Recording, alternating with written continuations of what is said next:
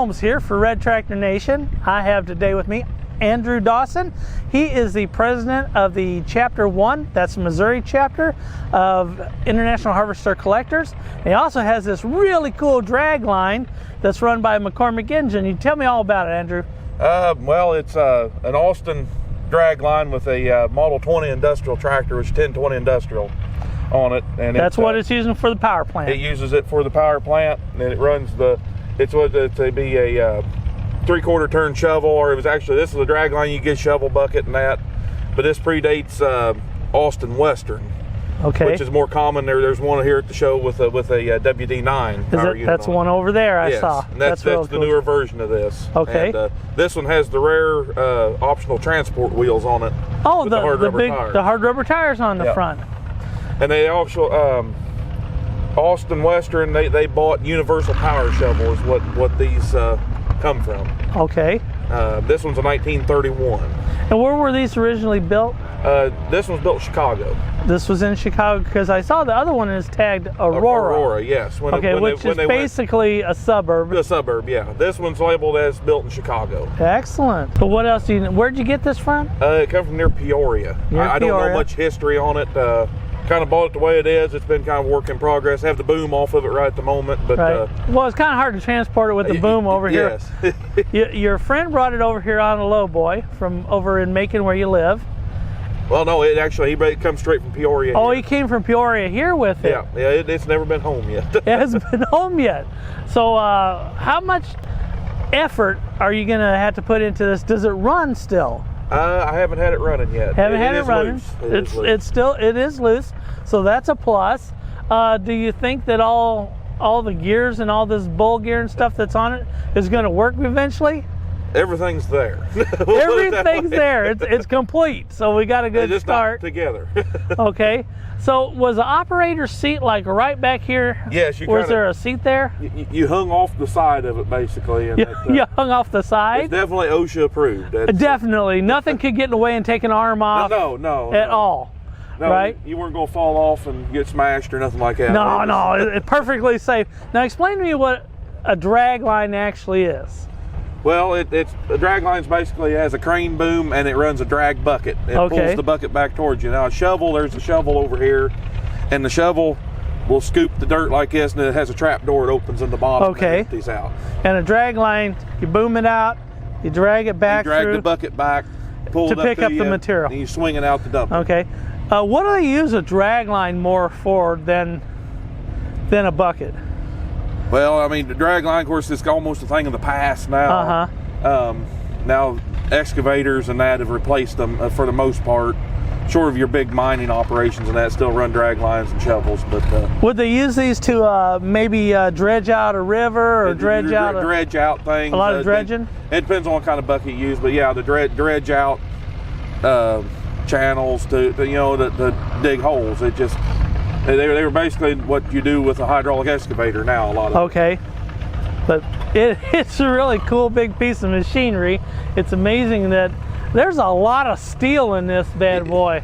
There is a weld that runs all the way from here, all the way up to the top with this big, huge honking plate right here. I couldn't imagine how much that would weigh if it was off and you had to pick it up. The best I can figure, the whole machine weighs close to 20 to 25,000 pounds. Wow, 25,000 pounds. Well, I can kind of figure out. There's no real good information out there on it, but that's kind of the best I can figure. One of the other things you brought to the show here today in Shelbina was your truck. Can you tell us all about your truck? We took pictures of it yesterday and had it on Instagram, and everybody just loved it. So tell us about that truck. It's a 1936 C30. It'll be 1.5 tons. It has a flathead 6-cylinder engine in it. I don't know a whole lot about the truck. I've had it about 10 years. It comes from Carthage, Missouri. Okay. And kind of the way it is now is the way I bought it. And it's just a lot of fun to take to shows and just something to drive around in. Well, it's a beauty. It is absolutely beautiful. A lot of, the diamonds on the front and the hubcaps and everything on it. It just attracts a lot of attention. Yeah, it's definitely, and the styling. I mean, it's definitely the styling of it is 1930s. It just shows really, really well. What got you into international? I've always had an interest in it. My great granddad had he was involved with steam and that, and going to the shows. Nobody before me and my family really collected till me, but always around the shows and that, and just kind of picked it up. And I had to be a distant relative, had an international dealership there in Macon, and always been interested in international, and just kind of went from there. And it's gone down a generation, because we talked to your daughter Katie yesterday, and you brought home an 806, and she just claimed it automatically. Yeah. I never got to claim it as mine. It was hers. And, immediately. And her and I together, kind of with all the tractors, and I want, it's kind of her stuff too. So yeah, she says she really loves working on it, and she appreciates the fact that you got her into it. Tell me about your involvement with Missouri Chapter 1. I've been Missouri Chapter President for the last 11 years, and I've several good friends were founding members of the club and that, and I got to be around them and got more involved with the club, and like I said, about 11 years ago, I've been involved with 2 of the national auctions. Was a co-chairman of the 2015 Red Power Roundup in Sedalia, and I was president while we had the winter convention in Branson. Okay. And, the Chapter 1's a really good group of people. We've had a good board of directors all these years, and it's just a good club and a good organization with good people to be around. You get a lot of information from your fellow club members? Oh yes, there's some really unique people that a lot of knowledge, a lot of people that worked in the factories, worked for the company, and just guys that have been around this stuff for years, and just the knowledge that's in the organizations is amazing. Tell me, as a mentor, who would you have said has been the biggest mentor to you in international collecting? Oh, probably one of the biggest to be Daryl Darst. Daryl Darst, the late Daryl Darst, yes. Who we lost just about this time last year. About a year ago. What all was Daryl involved in besides the National and the IH? And well, of course, he was the editor of the Harvester Highlights magazine for many years. That's a quarterly that comes out. He'd been a national president and that, and him and I, we traveled a lot of miles together going to sales and shows, and I learned a lot from Daryl over the years. Got to know him real well. He was a walking encyclopedia when it come to international harvesting. Yes, he was, absolutely. So what would you say was the worst part of losing Daryl?